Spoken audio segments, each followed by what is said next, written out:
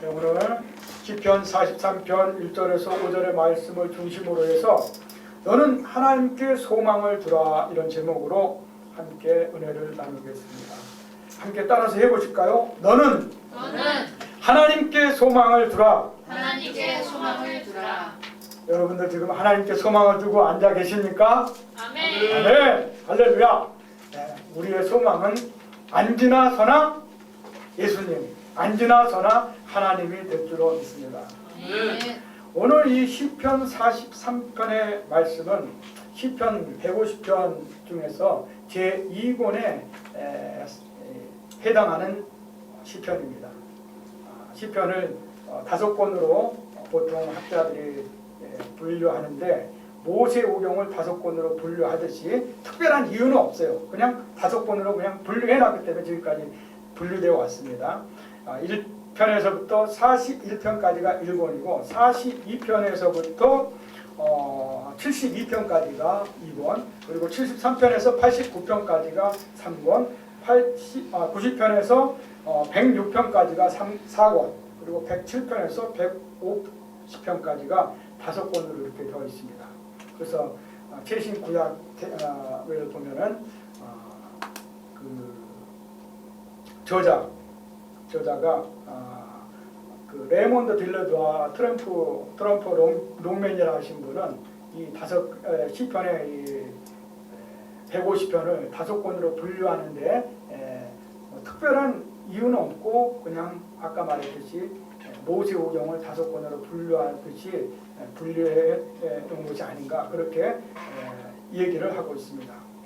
오늘 이 시편 43편은 시편 42편에 의해서 고라 자손의 맞서길 인도자를 따라 부르는 노래에 이어 고라 자손의 저작으로 알려져 있습니다. 근데 이 저작이 다윗의 저작이라는 말도 있고 고라 자손의 저작이라는 말도 있는데, 저는 후자를 따릅니다. 고라 자손의 저작으로 따르는 이유가 그 제2권에 시작하는 그 머릿말을 보면 고라 자손의 맞서길 인도자를 따라 부르는 노래, 이렇게 시작되어 있는데 43편도 그 내용상으로 봤을 때 42편과 흡사합니다. 여기는 오늘 우리가 마지막에 읽었던 이 시편 기자의 마지막 저자, 내 영혼아 내가 어찌하여 낙심하며 어찌하여 불안해하는가, 너는 하나님께 소망을 두라.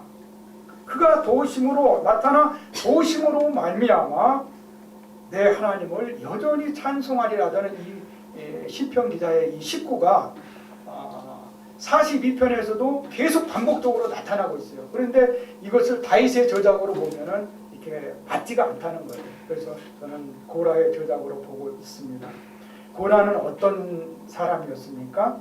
바로 모세에게 반기를 들어서 하나님이 진노로 하죠. 민수기서 16장을 읽어보면은 모세의 지도력에 반역을 해서 거슬려서 족장들 250명과 함께 모세의 뜻을 거스를 때 하나님이 아주 진노를 했어요.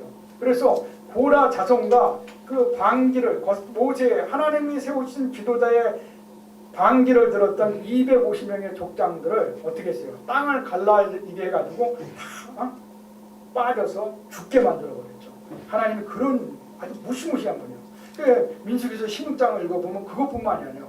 그 백성들이 너희들로 인해서 250명 그리고 이 유다 백성들이 죽었다고 원망을 하자 하나님께서는 그 진중에다가 그 연병을 퍼뜨려서 역병을 퍼뜨려가지고 어떻게 했어요? 14,700명을 죽게 만들었죠. 그래서 모세가 급히 제단에서 향로를 갖다가 불을 피워서 가서 빨리 아론에게 가서 속죄를 하시오. 그래서 아론이 모세의 명령에 따라서 가서 향로를 갖다가 불을 피우고 속죄를 하니까 그때 연병이 물러갔죠. 그런 고라의 그 하나님의 진노를 받았던 고라 자손입니다. 근데 오늘 이 시편 43편의 배경을 보면은 그 이후에 이 남유다가 바벨론에 멸망을 하고 고라 자손도 그 남은 자손이 있었겠죠. 남은 자손이 바벨론의 포로로 끌려가서 거기서 엄청난 극심한 그 핍박을 받는 거예요. 오늘 우리가 우리 루카스 찬양단이 찬양을 불렀던 그 찬양, 네 하나님이 어디 있느냐 했을 때 내 눈물이 주야로 음식이 되었더라고. 세상 사람들 지금 있잖아요. 우리 그리스도인들 얼마나 속으로 비난하고 또 비웃고 있는지 몰라요. 또 하나님이 살아있으면 이런 코로나 바이러스가 왜 이 세상에 이렇게 막 번지겠느냐. 너희 기도 한번 해봐라. 너희도 기도 뭐 하나님께 기도하면 잘 듣는다며 비웃고 있는지도 모릅니다. 근데 이 하나님이 사랑하는 장자 민족인 예루살렘 이스라엘이 멸망해서 포로로 끌려갔을 때 갈대아 사람들이 그렇게 핍박하면서 학대하면서 유다 백성들, 하나님의 백성들을 조롱했다는 것이죠. 조롱하고 핍박했다는 것이죠. 그때 이 시편 기자의 눈물이 마음은 눈물을 흘리면서 주야로 이 눈물이 내 음식이 되었다고 고백하는 대목이 바로 시편 42편의 대목인데 43편에서도 그러한 그 애절한 그 시편 기자의 마음을 우리가 읽을 수가 있습니다.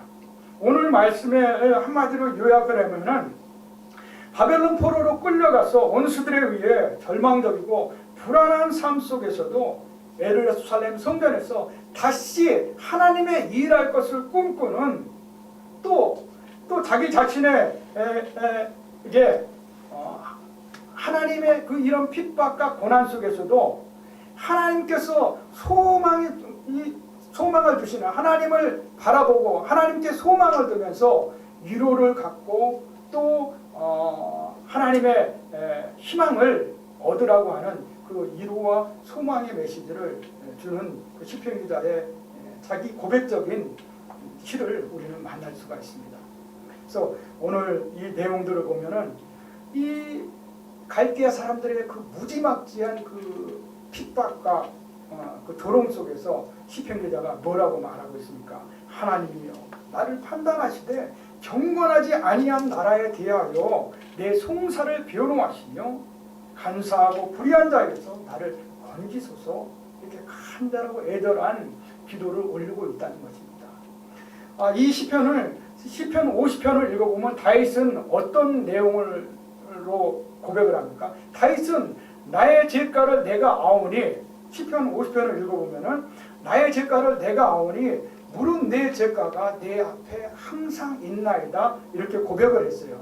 이 말은 무슨 말입니까?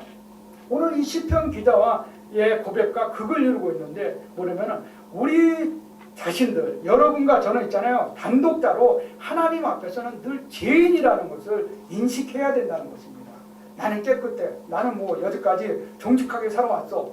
그렇게 살아왔겠죠. 그러나 하나님 앞에서만큼은 우리는 늘 죄인으로 설 수밖에 없다는 것을 다윗이 고백한 것을 우리는 늘 내 스스로의 자아상으로 받아들이고 하나님 앞에서는 늘 죄인이자 겸손한 자로 하나님 앞에 서야 된다는 것이에요.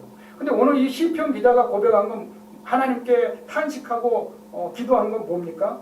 바로 불의한 자들, 우리가 이 세상 살면 얼마나 악한 자들 많습니까? 불의한 자들 많습니까? 그러한 자들과 살아갈 때는 우리가 그러한 자들에 대해서 나는 내가 깨끗해서 하나님께 나를 변호해달라고 말씀하는 게 아니고 내가 또 정직하고 아주 똑바로 올바로 살아가서 저들에게서 나를 구원해달라는 게 아니고 저들이 더 우리보다 깨끗하게 살아가려고 노력하고 또 뭡니까? 정직하게 살아가려고 노력하는데도 불구하고 우리를 핍박하고 우리를 조롱하고 비웃는 저들에 대해서 하나님께서 저들을 나를 변호해 주시고 나를 도와주시고 구원해 달라고 지금 시편 기자가 기도하고 있는 것이에요. 그래서 우리가 이 세상을 살다 보면은 이 세상은 있잖아요. 늘 오늘 오전에 우리 김일환 목사님께서 빌립보서 4장 6절과 7절의 말씀으로 믿음의 기도와 평강이라는 이 제목으로 은혜를 주셨지 않습니까? 우리가 있잖아요. 이 세상 살면 이 세상은 어떤 겁니까? 제가 찾다가 못 찾았어. 설교를 준비하면서 저는 원래 시를 좋아해서 많은 시를 읽었는데 그 시 중에서 옛날에 이런 시가 생각났어요. 어느 시인의 시에 삶은 왜 늘 불안하는가? 산다는 것이 늘 불안하다. 내가 생각하기에는 이예수 시인의 시에서 내가 이런 걸 읽은 것 같은데, 이 우리의 삶 자체는 더 이렇게 근심과 걱정과 불안 가운데 있다는 것입니다. 그런 불안적인 요소를 내포하고 살아갈 수밖에 없는 게 우리 인간이라는 것이에요.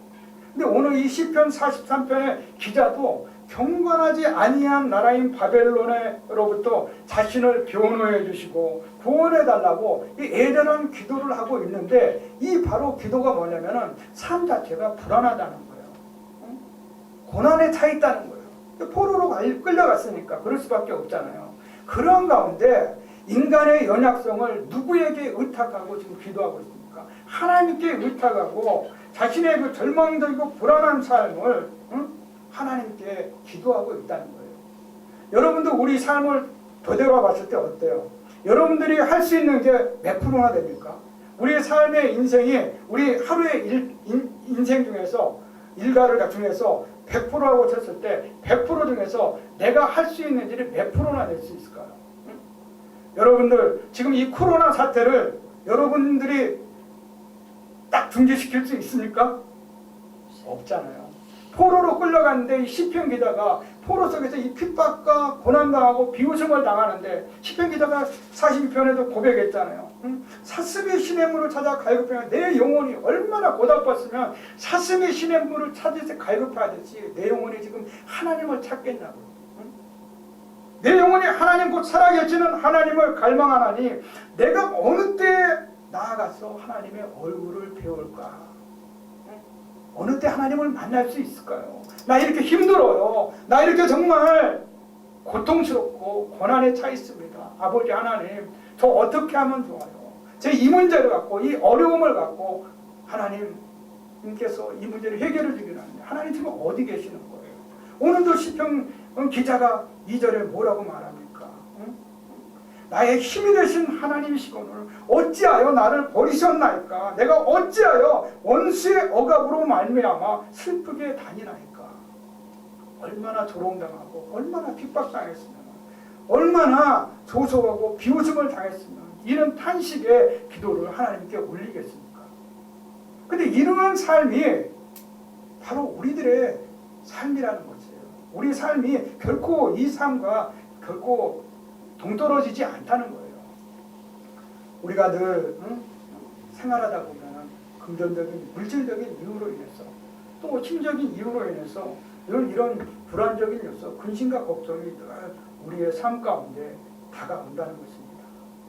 우리는 내 스스로를 늘 깨우쳐야 된다는 거예요. 하나님 앞에 우리가 단독자로 섰을 때 하나님이라는 이 큰 전지전능하신 하나님 앞에서 우리는 내 자신이 할 수 있는 일이 아무것도 없다는 것을 인식하고, 오늘 이 시편 기자의 기도와 간구처럼 하나님께 모든 것을 의뢰하고 하나님만이 할 수 있다고 하나님께 의탁하며 살아가는 우리들의 삶이 되어야 한다는 것입니다. 제가 불안을 조장하는 것이 아니라, 이번 이 요즘 같은 세상에 이 코로나19로 인해 전 세계가 지금 어떻습니까? 불안과 이 위기가 가득 차 있지 않습니까? 이것이 지금 우리들의 현실이라는 것입니다. 그렇다면 여러분들, 이 불안은 무엇일까요? 불안은 무엇일까요? 불안이라는 것을 무엇이라고 생각하십니까? 우리 하은자매, 우리 마음속에 있는 불안은 뭘까요? 불안. 두려움. 우리 사모님, 불안이 뭐라고 생각하십니까? 잘 안 될 것 같고, 그러니까 믿음이 없는 것 같아요. 불안이 뭔가 지금 상태보다도 더 이제 힘들어질 것 같은. 제가 사전적으로 찾아봤어요. 불안이 뭔가 사전적으로 찾아보니까, 불안은 걱정이 되어 마음이 편하지 않는 상태. 걱정이 되어서 마음이 편하지 않는 상태를 불안이라고 하는 거예요. 근데 딱 맞는 것 같아요. 마음에 걱정이 되고 이게 마음이 편하지 않으니까 몸으로 그 반응이 나타나. 초조해지고, 그리고 조급해지고, 안절부절 못하게 되고, 그렇잖아요. 그런 이게 마음의 상태가 몸으로 드러나는 거예요. 예를 들어서 우리 이제 하은자매 저기 초등학교 교사 또 이제 임용고시 시험 보고 면접 보잖아요. 면접 볼 때 정말 불안하잖아요. 그죠? 네? 얼마나 불안해요. 저도 예전에 저기 지금 어디입니까? 그 대한상공회 있어? 저 여의도에 있는 건데 그 정경련회관 정경련회관에 가서 저 면접을 봤어요. 저 한화기계 들어갈 때. 근데 떨리더라고요. 거기 거기 바닥부터가 다르더라고. 하여튼 우리 저 대학 청년들 면접 볼 때 얼마나 불안해합니까? 왜 그래요? 미래를 알 수 없기 때문에. 그러면 어떻게 몸이 떨림이 와. 사진하고 어떤 사람들은 막 청심을 막 2알씩 먹고 막 면접 보잖아요. 그게 뭐냐면은 마음이 편하지가 않는 거야. 미래를 전혀 모르는 거야. 어떻게 될지 자기의 앞날을 몰라. 그러니까 불안할 수밖에 없어. 그러니까는 몸에 현상이 나타나는 거야. 몸으로 막 몸이 떨리고 초조해지고 안절부절 못하고. 이러한 것들, 이 불안이라는 것들이 우리 삶에 늘 연속적으로 있다는 것입니다. 그래서 그 앙랭드 보통이라는 사람은 이 불안해하는 이 인간의 원인을 크게 2가지로 나눴어요. 근데 인간의 불안해하는 이유가 첫 번째로는 사회구조적인 요인이 있다는 거예요. 사회구조적인 원인. 사회구조적인 원인은 어떤 것입니까? 정치, 경제, 사회, 문화, 종교적인 이런 원인들이 있겠죠. 그 다음에 심리적인 원인이 있다는 거예요. 심리적인 원인. 그 심리적인 원인들이 그건 뭡니까? 제가 이렇게 제 스스로 좀 정리를 해봤는데 보면은 우리 인간은 늘 무엇이 되고 싶다고 하는 소원들이 있어. 꿈과 희망. 이것들을 위해서 도전하고 추구하다 보면은 잘 될 때는 아주 좋아. 근데 잘 안 될 때는 우리 인간이 불안하게 돼요. 그렇죠? 그리고 뭐냐면 가치관. 나는 이렇게 살고 싶어. 그런데 세상과 자꾸 부딪히는 거야. 그러다 보니까 어떻게 해?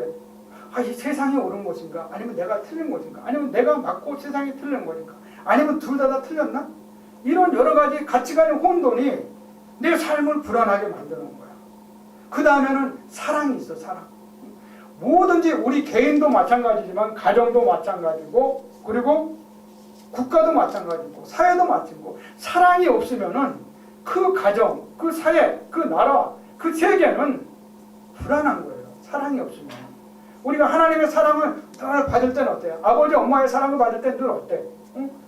따뜻한 거야. 편안한 거야. 그런데 어느 날 아버지, 엄마가 나한테 막 짜증을 부리고 막 화를 내고 막 분노를 터뜨리고 그러면 어떻게 돼? 불안한 거예요. 불안한 거. 응? 나를 사랑해준 선생님이 잘해줬는데 어느 날 막 화를 냈어. 그러면 어떻게 돼? 선생님이 오늘 왜 이러시지? 내 마음은 불안한 거야. 그렇죠? 그래서 이 심리적인 원인이 있다는 거예요. 그 다음에 능력. 내가 어떤 직장에 취직을 하고 싶어. 취직을 하고 싶은데 그 직장에 들어가려는데 업무 평가를 받아야 돼. 직장에 만약에 예를 들어서 적성 감사를 받아가지고 반도체 삼성 반도체에 취직하고 싶은데 내가 물리학과를 나왔어. 근데 그러면 물리학에 해당하는 그 적성 업무 적성에 내가 잘 맞을 수 있도록 평가를 잘 받아야 돼. 그리고 또 들어가면은 토익부터 보고 영어 실력 능력도 시험 보잖아요. 근데 그런 것이 잘 갖춰져 있으면 불안하지 않아. 근데 토익 토플 점수가 좀 낮죠. 그러면 면접 볼 때 시험 볼 때 불안하다는 거예요. 그래서 이렇게 개인적으로 이런 꿈과 희망과 가치와 또 사랑, 능력에 의해서 우리는 심리적으로 너무 많이 휘둘리고 우리 불안해할 수밖에 없는 인생을 살아가고 있는 것이 우리들의 시대라는 것이죠. 이 인간의 불안을 조장하는 이 2가지 심리적 앙랭드 보통의 이 원인이 분석한 사회적 요인들과 그리고 심리적 요인 중에서 저는 이게 가장 중요하게 생각하는 것이 가치라고 생각합니다. 가치. 우리 인간이 이 세상적인 가치와 하나님의 가치, 어떤 가치를 추구하냐에 따라서 우리는 늘 불안해하면서 살아갈 수 없는 존재가 될 수도 있고, 그렇지 않으면 하나님의 평안 가운데 살아갈 수 있는 사람이 될 수가 있다는 거예요. 이 가치라는 건 뭡니까? 세상적인 가치를 추구하는 사람들을 보면 돈이나 명예나 또 뭐죠? 권력, 또 신분 상승의 욕구, 또 내가 많은 것을 소유하고 또 많은 땅을 점유하고 부자가 되기 위한 그런 점유욕, 응? 그런 것들을 갖고 있으면 세상적인 가치를 갖고 살아가는 사람들이라는 거죠. 그런 사람들의 삶은 어떻습니까?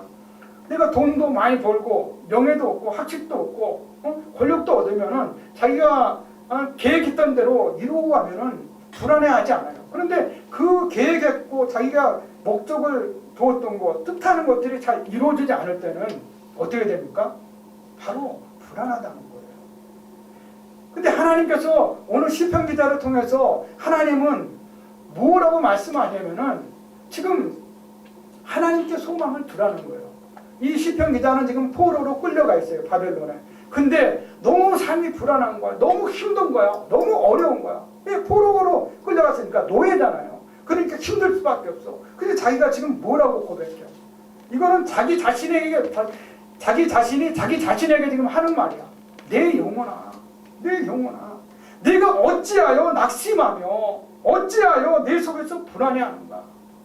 제가 예전에 교구 사역하면서 이 시편 43편 5절을 외워가지고 불안해하고 토지하는 분들 안수기도를 해줬어요. 또 중보기도를 해줬어요. 이 시편 기자의 모습이 노예로 포로로 끌려가 있는 이 불안해하고 근심하고 걱정하는 이 시편 기자의 삶이 바로 이 시대를 살아가고 있는 저와 여러분들의 자화상이고 초상화라는 거예요. 우리가 불안하지 않습니까? 목사인 저도 늘 불안하다는 거예요. 일을 하다 보면은 못 미치는 게 있어요. 그러면은 저거를 나한테 맡길까봐 불안해. 그런 게 있어요. 여러분도 마찬가지예요. 내가 능력이 안 되는 것을 누가 이걸 해보라고 했을 때 불안할 수밖에 없다는 거예요. 우리는 인간이라는 한계성을 갖고 있기 때문에, 육체라는 한계성을 갖고 있고 지식의 한계성을 갖고 늘 한계를 갖고 살아가고 있기 때문에 전지전능하시고 모든 것을 할 수 있는 하나님 외에는 불안한 존재가 될 수밖에 없다는 것입니다. 이처럼 우리는 늘 삶의 불안을 안고 살아가고 있습니다. 우리 인간은 삶의 절망과 불안 속에서 늘 우리를 공격하며 실패자로 만들려는 불안의 원인과 싸우며 투쟁하며 살아가고 있다고 해도 과언이 아닐 것입니다. 제 기억으로 맞을지 모르겠는데 여러분들 역사학자 토인비를 잘 아시죠? 토인비, 시간의 역사를 쓰신 분이죠. 역사의 시간입니까? 잘 기억이 안 나네. 시간의 역사로 기억하고 있습니다. 네, 토인비가 말씀하기를 역사는 투쟁의 상물이라고 얘기를 했어요. 이게 무슨 말입니까? 역사는 늘 이렇게 투쟁하는 가운데 또 다른 진보로, 또 다른 세계의 진보의 세계로 발전해 나간다는 거예요. 우리 삶도 마찬가지인 거죠. 늘 도전하며 투쟁하면서 우리는 새로운 단계로 발전해 나간다는 거죠. 그 가운데 불안이라고 하는 요소는 우리에게 필연적으로 우리의 삶 속에 내재되어 있을 수밖에 없다는 것입니다. 여러분들 그렇다고 한다면은 우리가 지금 무엇과 싸우고 있는지 그 대상을 정확히 해야 된다는 거예요. 여러분과 제가 무엇과 싸우고 있는지 그 대상을 정확하게 알지 못한다면, 우리의 대적들이 누구인지를 모른다면, 우리가 싸워야 될 그 대상이 누구인지를 모른다면 우리는 보이지 않는 적과 싸우기 때문에 늘 불안할 수밖에 없다는 것이죠. 그 다음에 우리는 그 싸워야 될 대상을 정확히 알 뿐만 아니라 왜 싸워야 되고 왜 싸우고 있는지에 대한 가치를 정확히 파악해야 된다. 가치. 왜 우리가 싸워야 하는지 가치를 정확하게 안다면 우리는 이 시대 속에서 우리가 추구하고 있는 가치와 우리가 싸워야 될 대상과의 싸워서 여러분과 제가 패배를 했다 할지라도, 실패한다 할지라도 우리의 인생은 성공한 인생이라고 단정지어 말할 수 있다는 것입니다.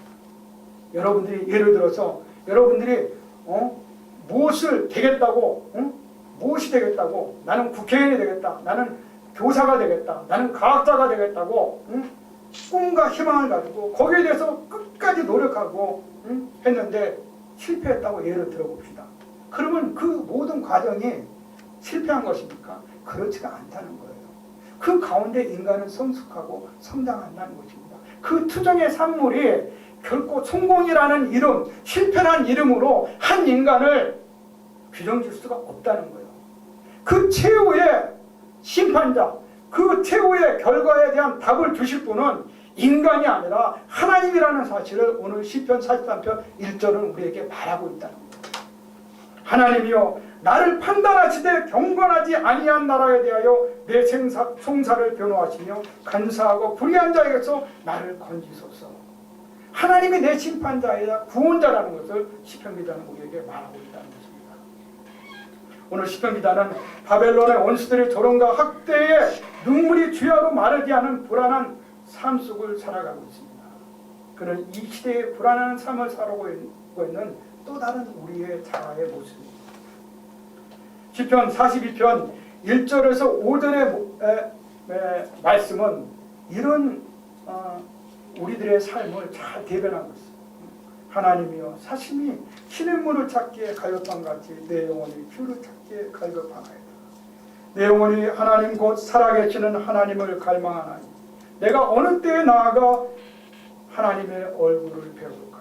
사람들이 종일 내게 하는 말이 내 하나님이 어디에 있느냐 하오니 내 눈물이 주야로 내 음식이 되었도다. 내가 전에 성의를 지키는 무리와 동행하여 기쁨과 감사의 소리를 내며 그들을 하나님의 집으로 인도하였더니 이제 이 일을 기억하고 내 마음이 상하는도다. 내 영혼아 내가 어찌하여 낙심하며 어찌하여 내 속에서 불안해하는가. 너는 하나님께 소망을 두라. 그가 나타나 도심으로 말미암아 내가 여전히 찬송하리로다. 11절에도 보니까 이 5절의 말씀을 또 반복하고 있어요. 또 43편 5절에서도 내 영혼아 어찌하여 내가 낙심하며 어찌하여 불안해하는가. 너는 하나님께 소망을 두라. 그가 나타나 도심으로 말미암아 내가 여전히 하나님을 찬송하리라고 시편 기자는 반복적으로 자기 자신에게 위로를 주고 자기 자신에게 소망을 주고 있어요. 여러분들 불안한 인생, 걱정 많은 인생, 고난에 차인 인생이 있을수록 여러분 자신에게 희망을 줘야 된다는 것입니다. 여러분 자신에게 용기를 주고 위로를 줄 때 하나님께서 나타나 도심으로 말미암아 여러분들을 그 불안의 늪 속에서 건져내시고 여러분들을 정말 귀하고 아름답게 써주신다는 거예요. 저도 늘 삶이 불안해요. 얼마 전에 저를 많이 도와주시고 또 아껴주시는 한 분에게서 전화가 왔어요. 그런데 이분이 정말 신실하게 사는 그리스도인인데 사기를 당한 거예요. 사기를. 가지고 이 일을 어떻게 해야 되는지 저한테 상담을 요청해서 참 긴 시간 동안 통화를 했어요. 근데 이분이 좀 기도를 요청을 했어요. 그래서 제가 기도하는 가운데 하나님 어떻게 하면 좋을까요?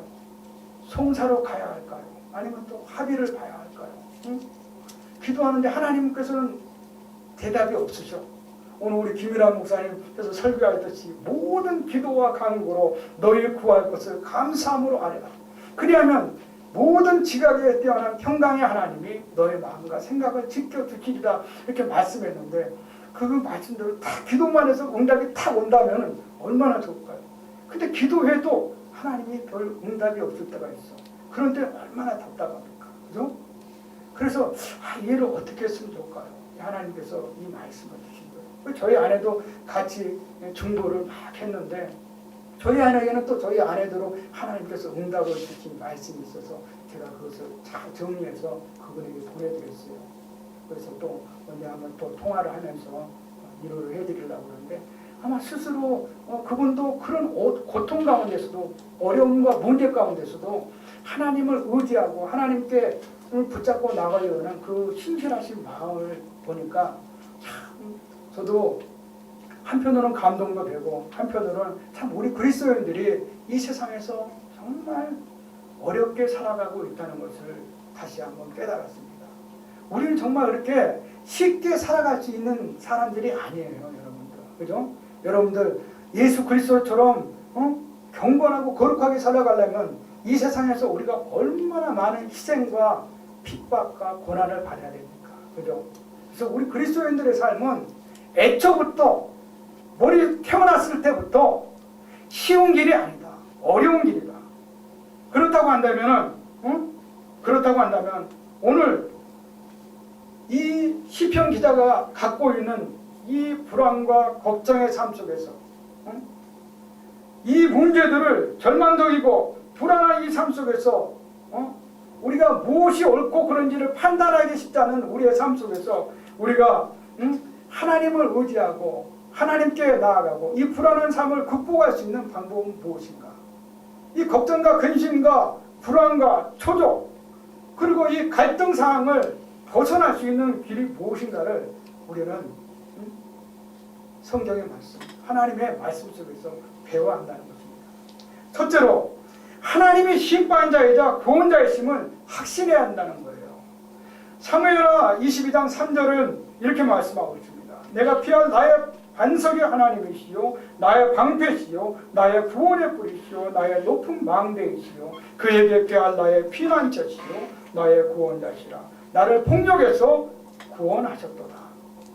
다윗이 압살롬의 반란 그리고 또 사울의 또 폭력과 죽음의 위협과 쫓겨다닐 때 그는 사울을 죽일 수도 있었고 또 그들과 같이 악으로 대항해서 싸울 수도 있었어요. 그러나 다윗은 그렇게 하지 않았다는 거예요.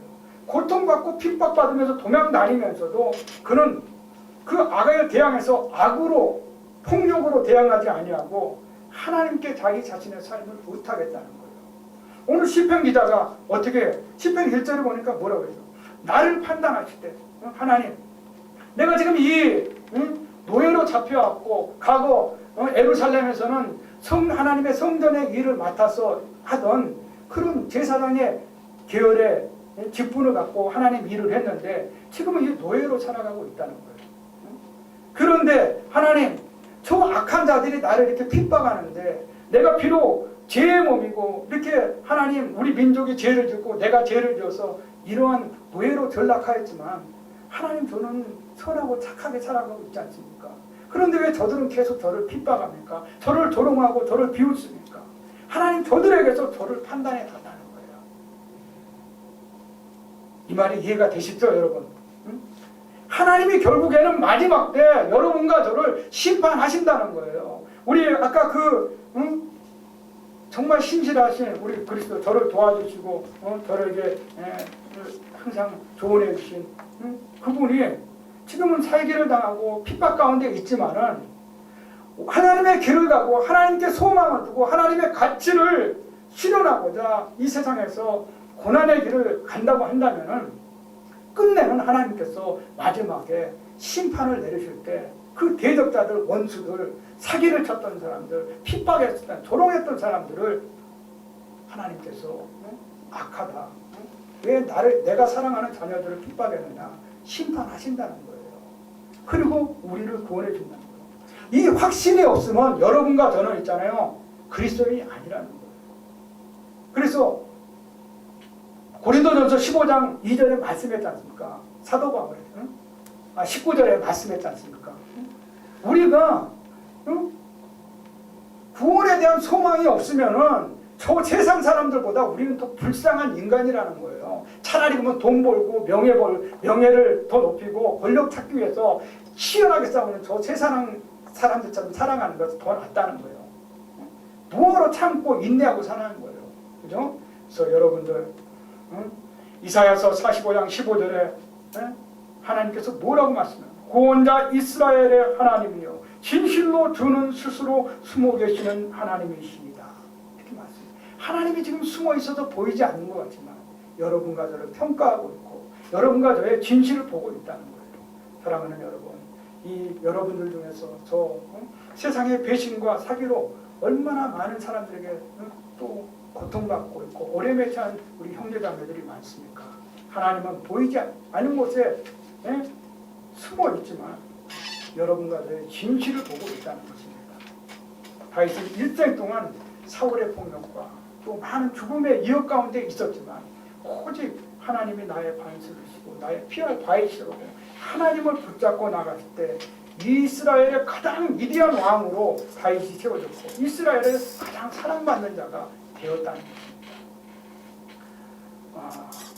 준비한 설교는 많은데 시간이 많이 지쳐져서 제목만 말씀드리고 절만 말씀드리고 끝내도록 하겠습니다. 둘째로는 우리 인간은 세상의 갈등과 불안의 삶을 어떻게 벗어날 수 있느냐면 하나님의 능력을 믿고 의지하는 것입니다. 오늘 말씀 2절에 주는 나의 힘이 되신다고 시편 기자가 고백했듯이 빌립보서 4장 13절에는 내게 능력 주시는 자 안에서 내가 모든 것을 할 수 있다고 사도 바울이 고백했지 않습니까? 여러분들도 우리가 나는 아무것도 할 수 있지만 하나님이 내 힘이자 하나님이 내 능력이라는 것을 믿어야 한다는 것입니다. 이 확신 없이는 우리가 세상 사람들보다 결코 나은 것이 아무것도 없다는 거예요. 그죠? 그래서 여러분들 전지전능하신 하나님을 믿으시기 바랍니다. 여러분이 하나님을 믿을 때 여러분의 고난과 어려움 가운데서 하나님이 견딜 만한 힘을 주신다는 거예요. 그것을 이길 넉넉한 힘을 주시고 마침내는 최후의 승리를 여러분들에게 주시고 최후의 멸관을 획득하게 만드신다는 것입니다. 우리는 이 세상에 소망을 두는 것이 아니라 돈과 권력과 명예와 또 내가 소유하고 싶은 것, 내가 이루고 싶은 것을 쫓아가는 그런 세상적인 가치를 추구하는 사람이 아니라 하나님께 소망을 두고 하나님의 가치를 추구하는 그러한 사람이 될 때 하나님의 축복과 은혜가 여러분과 저의 삶 속에 넘쳐날 줄 믿습니다. 세 번째로는 하나님이 내 삶의 인도자이심을 확신하며 따라야 한다는 것입니다. 오늘 말씀 3절에 뭐라고 말씀하십니까? 주의 빛과 주의 진리를 보내시어 나를 인도하시고 주의 거룩한 성과 주께서 계시는 곳에 이르게 하소서. 이거는 제사장 직분 하나님의 이 성전에서 일을 맡았던 자예요. 근데 그때 하나님의 그 포로 되기 전에 하나님의 성전에서 일했던 것이 그 주의 진리와 빛으로 나를 인도했던 것이 얼마나 감사하고 행복한 일이구나. 노예로 전락하다 보니까 그 시기가 감사했다는 것을 깨닫게 된 거예요. 시편 23편 1절에 다윗은 뭐라고 고백하고 있습니까? 야훼는 나의 목자시니 내게 부족함이 없으리라고 하나님을 나의 목자로 인정하고 늘 찬양했다는 거예요. 여러분과 제가 삶 속에서 늘 고난에 처했을 때, 고통에 처했을 때, 불안해하고 또 갈등 가운데 있을 때 우리가 진정으로 믿고 따라야 할 것이 세상적인 가치가 아니라 하나님의 가치, 하나님이라는 것입니다. 네 번째로는 하나님이 큰 기쁨이 되어주신다는 것입니다. 요한복음서 15장 11절에는 예수님께서 제자들에게 6월절 마지막 만찬 때 제자들에게 마지막 고별사를 얘기합니다. 11절에 이렇게 예수님께서 제자들에게 말씀하고 있습니다. 내가 이것을 너희에게 이름은 내 기쁨이 너희 안에 있어 너의 기쁨을 충만하게 하려 함이라. 이것이 무엇입니까? 이것은 바로 사랑이라는 것입니다. 오늘날 많은 사람들이 불안해하고 갈등 가운데 있고 초조할 수밖에 없는 것이 사랑의 결핍에서 있다는 것이요. 가정의 사랑이 없어져가, 사회의 사랑이 없어져가, 나라의 사랑이 없어져가, 세계의 사랑이 없어져가니까 늘 전쟁과 반목과 갈등이 끊이지 않고 이 고통의 불안의 연속적인 삶을 살아갈 수밖에 없다는 거예요. 그래서 이 불안한 세상, 이 갈등과 지혜와 타락만이 있는 세상에 예수님이 오신 이유가 뭐죠? 바로 사랑을 주기 위해 오셨다는 거예요. 예수님께서 그 말씀을 지금 해주시는 거예요. 예수님께서 제자들에게 내 계명은 곧 내가 너희를 사랑한 것 같이 너희도 서로 사랑하라 이렇게 말씀한 거예요. 예수님께서는 아버지가 나를 사랑한 것처럼 내가 아버지를 사랑한 것처럼 너희도 서로 사랑하라는 거예요. 그 계명 안에 들지 아니하면은 너희들의 삶은 늘 불안할 수밖에 없다는 거예요. 여러분들이 불안해서 벗어나고 싶고 초조하고 갈등 가운데서 벗어나고 싶으면은 여러분의 원수들, 여러분의 대적자들을 사랑해 줘야 된다는 것입니다. 오늘 예수님께서는 우리에게 세상의 권력과 돈, 명예, 친구, 세상적인 가치를 쫓아가는 것이 아니라 하나님께 소망을 두고 하나님의 가치를 뜯다 보면 우리들의 삶 속에 하나님의 평강이 넘치게 된다는 것을 말씀하고 있다는 것입니다. 요한복음서 14장 27절에 뭐라고 되어 있죠? 곧 나의 평안을 너희에게 끼치노니 나의 평안을 너희에게 주노라. 내가 너에게 주는 것은 세상이 주는 것 같지 아니하니라. 너희는 근심하지도 말고 두려워하지도 말라. 주님께서 우리에게 말씀하신 말씀이잖아요. 주의 평안을 입어야 한다는 거예요. 평안을 입기 위해서는 우리가 내 대적자들 마음속으로 생각할 때 아우 저 인간 미워하면은 내 속에는 뭐요? 더 큰 미움이 있고 더 큰 불안이 생긴다는 거예요. 응? 더 갈등하게 된다는 거예요. 그래서 어떻게 그 미움을 빼내라는 거예요. 그렇죠? 그래서 여러분과 제가 하나님의 큰 기쁨을 얻기 위해서는 하나님께서 우리에게 우리를 사랑한 것처럼 우리의 원수들, 대적들을 사랑하는 거예요. 오늘 말씀의 4절에 이 시편 기자가 뭐라고 말씀해요? 그런즉 내가 하나님의 제단에 나아가 나의 큰 기쁨의 하나님께 이르리이다. 하나님이여 나의 하나님이여 내가 수금으로 주를 찬양하리다. 하나님을 어떤 하나님으로 보고 있습니까? 큰 기쁨의 하나님이라는 거예요. 오늘 통합의 개혁한 거를 보니까 극락의 하나님이라고 있어요. 하나님은 아주 최대의 기쁨을 갖고 있는 하나님이라는 거예요. 그 하나님 성전에서 일할 때 그렇게 제일 기뻤다는 거예요. 근데 지금은 어떻게 노예에 있을 때 보니까 그때가 그렇게 기뻤던지 지나고 보니까 가장 큰 기쁨의 시간이었어 그때가. 그러니까 여러분과 제가 지금 예배를 드리고 있는 이 시간이 가장 큰 기쁨의 시간이 돼야 돼요. 여러분들 표정이 정말 큰 기쁨에 있는 표정들입니다. 네, 아멘. 네. 그 표정, 하나님 앞에 나갈 때 큰 극락의 하나님 앞에 있는데 어떻게 기뻐하지 않을 수 있어요?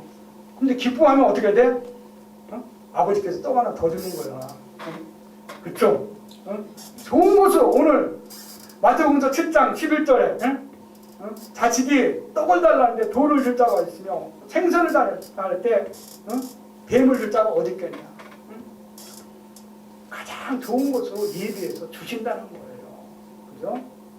그런 좋은 축복, 큰 기쁨을 누리며 살아가시는 여러분들이 되시기를 주의 이름으로 축원드립니다.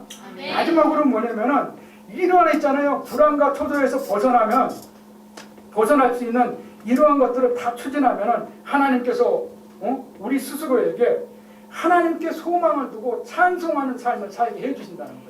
우리가 하나님께 소망을 두고 찬송하는 삶을 살 수가 있다는 것입니다. 시편 100편 1절과 2절은 온 땅이여 야훼께 즐거운 찬송을 부를지어다. 온 기쁨으로 야훼를 섬기며 노래하면서 그 앞에 나아갈지어다.